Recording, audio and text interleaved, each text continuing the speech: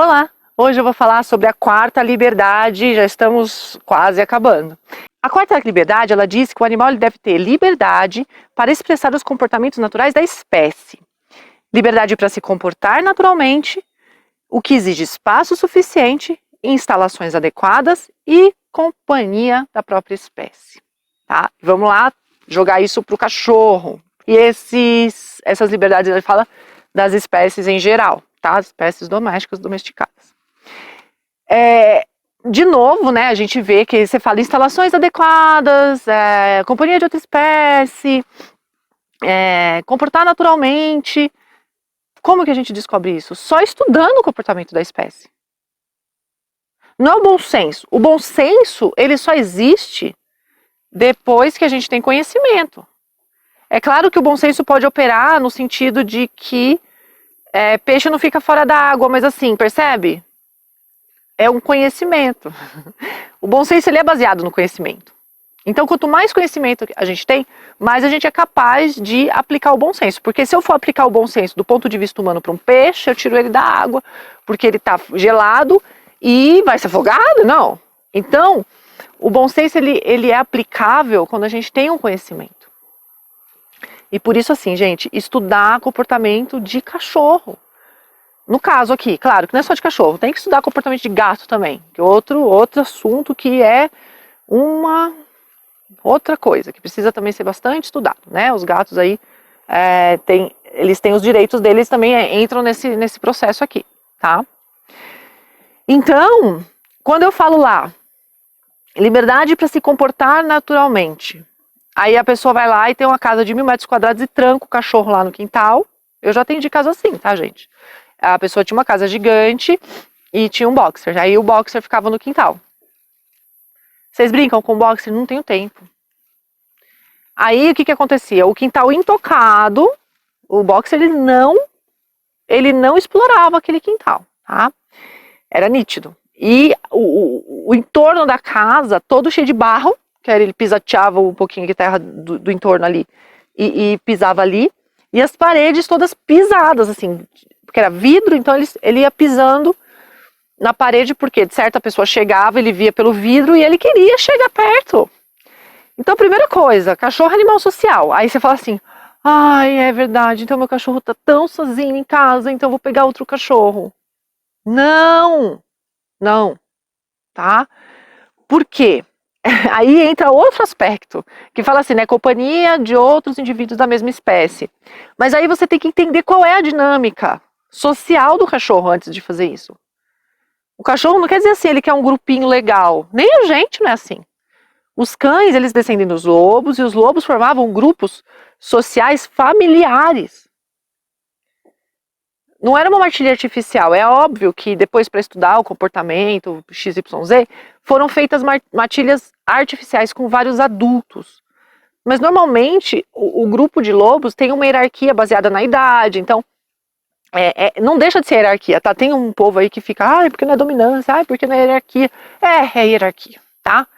É hierarquia, sim, só que a gente que distorce tudo, as palavras. É hierarquia baseada na idade. E quando esses animais eles vão crescendo, alguns ficam no grupo, outros saem e vão formar os seus próprios grupos. São grupos pequenos, formados familiares, você entende? Então assim, aí você vai lá e fala assim, eu vou pôr outro... Alguns cães saem. Dá para entender? Aí você pega e põe um cachorro que aquele cachorro seu não sabe nem de onde ele veio. E aí tem uma incompatibilidade de temperamento e você arruma um problema. Então assim, quem é a companhia do cão universal? É o ser humano. A não ser que esse cachorro não tenha tido...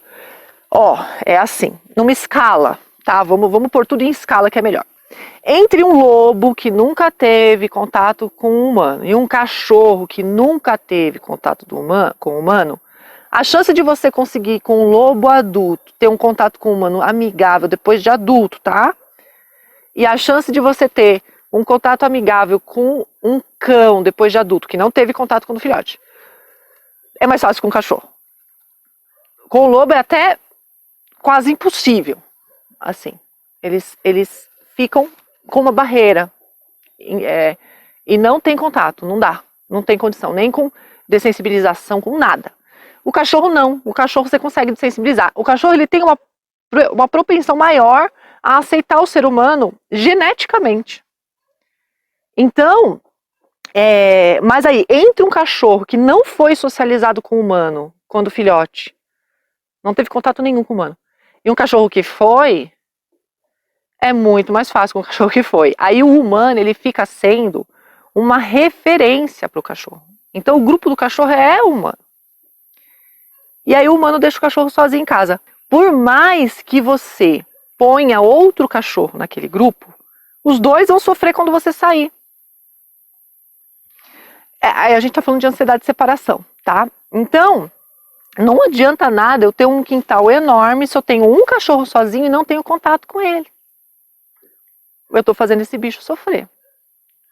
Pra que eu quero um cachorro que não tenho contato com ele? Pra guardar a casa. Cara, põe o sistema de alarme. Chama a polícia, entendeu? Mesmo porque se o cara tiver má intenção e ele quiser entrar na sua casa, ele envenena o cachorro, ele dá um jeito de entrar. Aí você precisa ter bom senso, aí entra o bom senso, né? O bom senso por quê? O bom senso em relação a você, a minha possibilidade. Qual é a minha possibilidade? Eu posso ter? Mas calma, eu tô falando do mundo ideal, porque tem aquela questão que eu falei no vídeo passado, que nem sempre a gente tem um cachorro porque nós escolhemos. Às vezes o cachorro cai no nosso colo e nós temos que nos responsabilizar, né? Ou faz eutanásia. Ou leva para um abrigo. E aí o abrigo tá lotado. E aí ninguém adota. Gente, é um furdunço. Não tem condição, tá? Então, a gente falando aqui de expressar comportamentos naturais, você vai falar de espaço adequado. Se o cachorro tiver... A gente tá falando aqui de hierarquia de coisas, tá? Então, o que é mais importante e o que é menos importante? Espaço adequado.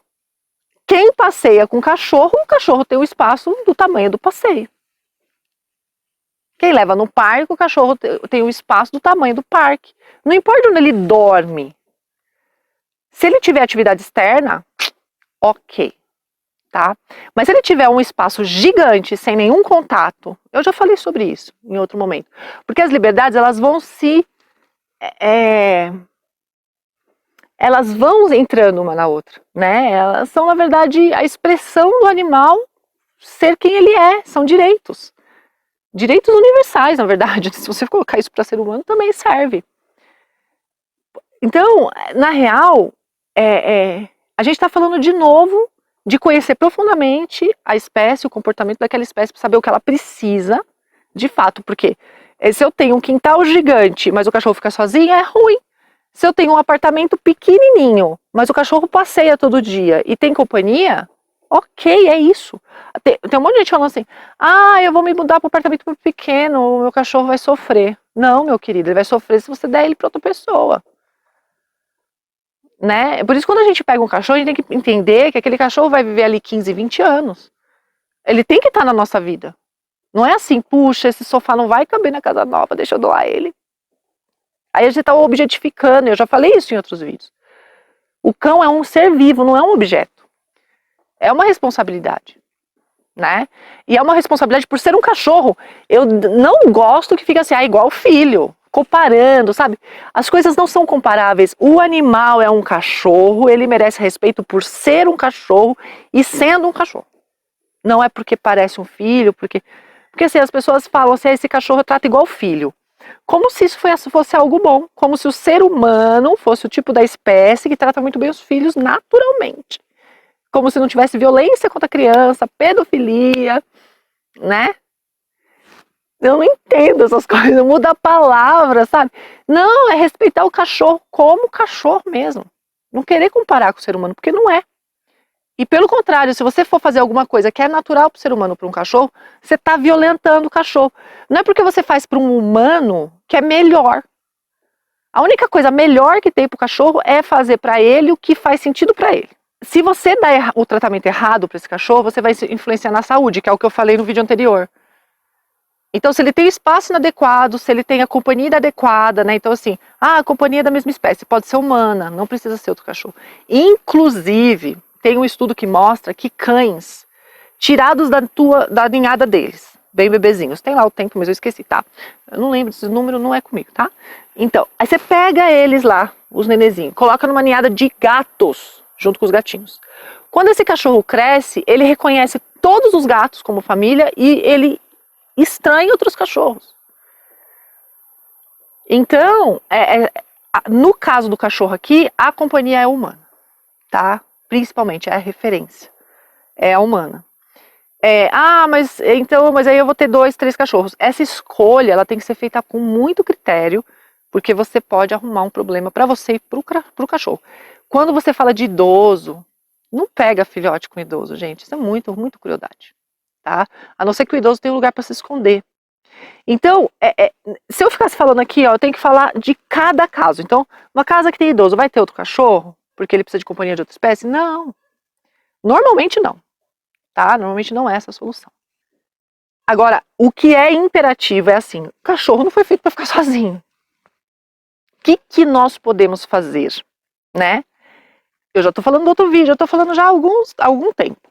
Primeiro, orientar as pessoas. Que a responsabilidade é delas, que ninguém vai resolver aquilo para ela. A responsabilidade é dela. Para ela ter consciência de que da próxima vez que ela pegar o cachorro, a responsabilidade vai ser dela de novo e é pesado, tá? Eu gosto muito quando um cliente meu fala assim, nossa, é verdade, eu não vou pegar agora, porque agora eu não consigo. Isso é consciência. Isso é consciência. E não assim, eu vou ter 30 cachorros, não cuida nem de si mesmo. Aí você pega esse cão e coloca ele sozinho. Isso é terrível. O que nós podemos fazer em relação a isso? É amenizar, é não piorar a situação, porque é fato que o cachorro fica sozinho, é fato, infelizmente. Né? Nós temos essa coisa, por que nós pegamos o cachorro? Porque nós não queremos ficar sozinhos. E aí a gente coloca o cachorro sozinho, porque nós não vamos ficar em casa cuidando do cachorro 24 horas. E o cachorro fica sozinho. E aí a gente quebra essa dinâmica do cachorro de companhia. Aí, o que a gente pode fazer? Amenizar tudo que pudermos e não piorar. E aí como que a gente faz isso? Orientando nossos clientes, orientando os tutores. Eu oriento, né, de como esse cachorro deve ser tratado para não piorar. Eu já publiquei vídeos sobre isso e vou falar várias vezes sobre isso. Ansiedade de separação, solidão canina, né, que não é legal, que isso impacta na saúde, sim, deixa o cachorro ansioso, sim, deixa o cachorro ocioso, sim, né, ansioso e ocioso, e uma coisa alimenta a outra.